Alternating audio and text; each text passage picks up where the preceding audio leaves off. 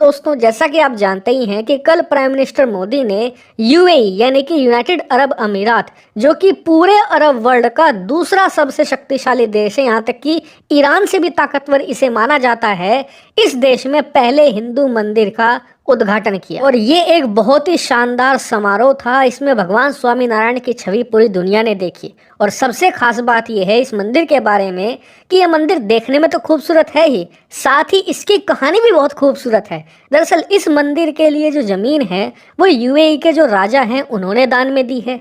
जो इसका आर्किटेक्चर है यानी कि जो इसका डिजाइन है वो एक ईसाई व्यक्ति ने किया है। और जो इस मंदिर का निर्माण है यानी कि जो कंस्ट्रक्शन है वो एक ऐसी कंपनी ने किया है जो एक पारसियों की कंपनी है। और अब इसका रख रखाव हिंदू करेंगे और वहां पर सभी धर्म के लोग जा सकते हैं। अब जहां इस पूरे मंदिर की पूरी दुनिया में तारीफ हो रही है, वर्ल्ड मीडिया इसे कवर कर रही है, क्योंकि अरब मुल्कों में खास करके जो ताकतवर कट्टर अरब मुल्क है वहां पर ये अपनी प्रकार का पहला हिंदू मंदिर है। और अब से 10 साल पहले तो इस बात की कल्पना भी नहीं की जा सकती थी कि अरब देशों में एक इतना विशालकाय हिंदू मंदिर स्थापित होगा। लेकिन हमें तारीफ करनी होगी सबसे पहले तो यूएई की रॉयल फैमिली की, यानी कि जो राजसी परिवार है जिन्होंने इसकी परमिशन दी। दूसरा यूएई के लोगों की भी, जिन्होंने कट्टरपंथ को एक तरफ रखा और हिंदुओं के इस धर्म स्थल को बनाने का कोई भी विरोध नहीं किया, बल्कि स्वागत कर रहे हैं कि यूएई अब एक ऐसा देश बन रहा है जो कट्टरपंथ को छोड़कर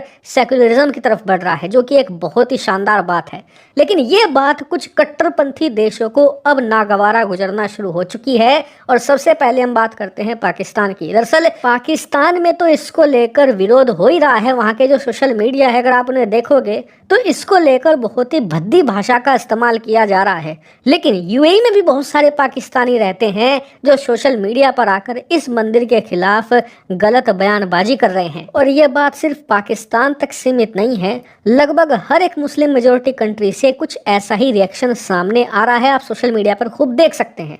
तो खैर ये तो हो गई आम जनता की बात। अब बात करते हैं अरब देशों के मुस्लिम मौलानाओं की या बड़े धर्म गुरुओं की। आपका सबसे ज्यादा इंटरेस्ट इसी बात में होगा कि सऊदी, जहां पर मक्का मदीना है, इसके अलावा जो आसपास के अरब देश हैं, वहाँ के जो प्रोमिनेंट मौलाना हैं उनका इस पर क्या रिएक्शन आया है। तो आपको बता दूं कि जब इस मंदिर की घोषणा की गई थी अब से कुछ साल पहले, तो स्क्रीन पर आप देखिए उनका रिएक्शन पहले ही आ गया था, जिसमें उन्होंने इस मंदिर को बनाने का विरोध किया था। लेकिन यूएई की सरकार ने साफ कर दिया था उस समय कि हमारा देश एक सिर्फ मुस्लिम कंट्री नहीं रहने वाला, हम एक ग्लोबल कंट्री बना रहे हैं जहां पर दुनिया के सभी देशों के लोग आकर रह सकते हैं, अपना काम कर सकते हैं, अपना परिवार बसा सकते हैं। इसके अलावा यूएई के कुछ मौलानाओं ने भी खुले तौर पर यह कहा था कि जिस प्रकार से अलग अलग देशों में जहां पर मुस्लिम कम संख्या में रहते हैं वहां मस्जिद बनाने की इजाज़त दे दी जाती है, तो हमारे देश में एक मंदिर बनाने की इजाज़त क्यों नहीं दी जा सकती। क्योंकि अब समय आ गया है जब हम कट्टरपंथ को छोड़कर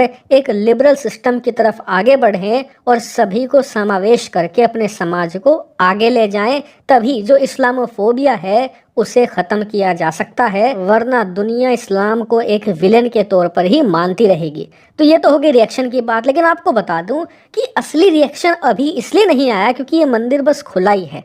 आने वाले समय में जब ये मंदिर धीरे धीरे प्रसिद्धि पाएगा और लाखों लोग यहाँ पर दर्शन करने आएंगे, वो इसलिए क्योंकि वहाँ पर हजारों की संख्या में तो लोग रहते ही हैं जो भारतीय हैं, जो हिंदू हैं। साथ ही दुबई जैसे शहर में भारत से हर साल हजारों की संख्या में लोग घूमने भी जाते हैं। जो घूमने जाएंगे, यह मंदिर इतना खूबसूरत है कि इसे देखने भी और इसमें दर्शन करने भी निश्चित तौर पर जाएंगे। ऐसे में जब यह मंदिर प्रसिद्ध हो जाएगा तब हमें यह देखना होगा कि इस पर अरब मुस्लिम स्कॉलर्स का क्या रिएक्शन आता है।